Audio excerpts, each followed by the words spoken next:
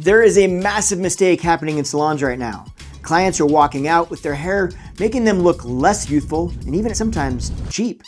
And you cannot afford that. I have spent 30 years as a professional stylist fixing those mistakes both on TV as well as behind my own chair at my salon. And I've learned the precise formula for looking more youthful. So today, I want to walk you through some trends that you need to ditch now. And more importantly, what you should be doing instead. What you should be doing instead. It sounded so dramatic. Not even that dramatic. It is dramatic. Stick with me, it's important, right? I hopped online and I went down the rabbit hole. We're talking beauty articles, trend forecasts, expert hot takes. I wanted to figure out one thing, and that is what hair trends from this year absolutely need to be left behind as we move into next year? Or are we just giving up on trends that we actually need to be keeping around? Let's find out. Trend number 1, icy platinum blonde. This one has been hanging around for dear life. And here's the honest truth. If you don't know exactly what you're doing, this color will absolutely age you faster than almost anything else. Fact is, to get this hair that light, you're putting it through some serious stress. Now, yes, there are some products that have come out that have gotten much better, like there are obviously bond builders and miracle masks now. But at the end of the day, this is still one of the most aggressive things that you can do to your hair. And for most people, the upside just isn't worth the damage. Now, for years, and still kind of to this day, people believe that icy blonde is kind of like the solution to gray hair, right? It blends much better, it makes for easier grow out. At the end of the day, it's like problem solved. Except it often creates a much bigger problem, and that is that it fights your skin tone. And when hair drains the warmth from your face, skin just kind of looks flatter and duller and ultimately kind of older. Now, in the salon, I have seen this over and over. But most people look more vibrant, healthier, and honestly just more youthful when they live kind of somewhere between the really light blonde and the really dark brunette. Kind of think like almost like a light black. But the fact is the extreme icy white or jet black truly only work on like a very small group of people. And that's why moving into next year, there's gonna be a big push towards warmer blondes. Now, I'm not talking about brassy or yellow, just not like platinum blue white. Now there is a caveat, and that is that if you're naturally very dark or very light and you have a cooler skin tone, then you actually might be able to pull off these kinds of extremes. And at that point, it really just becomes a bit of a personal preference. But more broadly speaking, I would say leave the icy platinum alone. It's just, at the end of the day, warm blondes are gonna make your skin tone look better, make it look healthier, make your hair look richer, and just overall, you're gonna look more vibrant and youthful. Number 2, stiff flat ironed hair.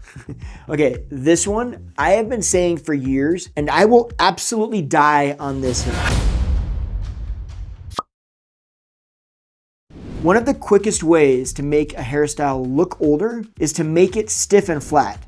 I am not talking about people who struggle with volume. Okay, that's an entirely different conversation. I'm talking about intentionally flat ironing your hair board straight and flat, or locking it down with so much hairspray that it looks like a helmet, right? When people talk about looking younger or more youthful, what they're really responding to is movement. Hair that moves looks alive, and alive looks vibrant, and vibrant looks youthful at any age. Now, don't get me wrong, a flat iron itself is definitely not the enemy. It's just more important how it's used, right? If you're using it to create bend and softness and shape, great.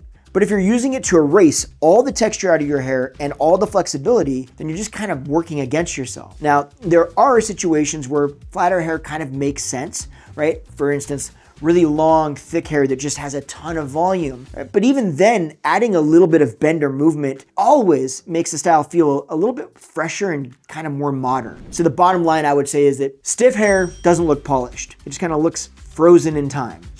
Not in a good way. Hey, real quick, I want to step aside. If you're getting any value from this, do me a massive favor, hit that subscribe button. It is free. You can unsubscribe at any time.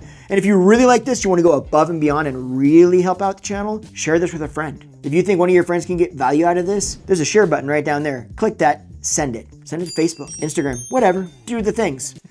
I appreciate you hanging out with me. So let's get back to the video. Number 3, the clean girl center part. I don't know where the clean girl center part thing came from. I'm just talking about center parts in general, right? I feel like this is gonna ruffle some feathers. Probably gonna get some kickback. I have said for a long time that curtain bangs can be great, and on some people it works really well, but they also come with their problems. And that is that they rely on a center part. And honestly, if your goal is to look more youthful, that center part 9 out of 10 times is gonna work against you. Keep in mind, my entire career has been basically about one thing, and that's helping people accentuate what they want about their face shape and soften what they don't want, because at the end of the day, confidence actually reads as youthful. So from a structural hair standpoint, center parts are just tough. You can't create volume where there's a part, right? And that means that you lose control over the entire top of your head, which is one of kind of the most important places to get lift for actual balance. Now, when there's no volume on top, the sides are gonna look heavier,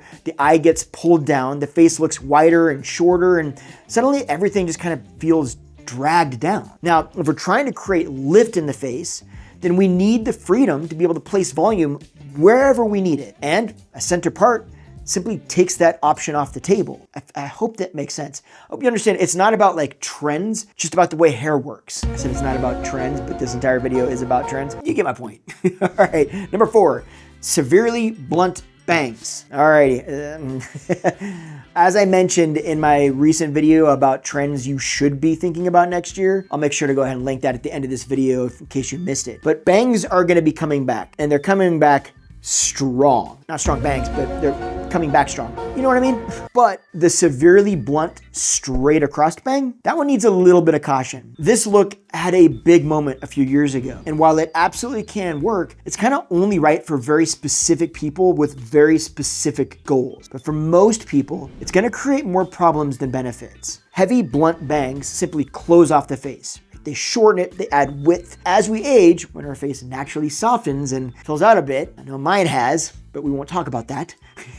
That's exactly what we're trying to minimize. Now, if the goal is a more youthful, open look, then bangs just need some sort of softness, right? So you should be able to kind of see your forehead through them. And then kind of follow the eyebrow line on the sides, like taper it into the sides, and don't keep it so straight across so it doesn't chop the face in half. It's kind of like this. Soft structure will lift. Hard lines simply add hard lines. How many millions or billions of dollars has society spent on erasing hard lines from your face?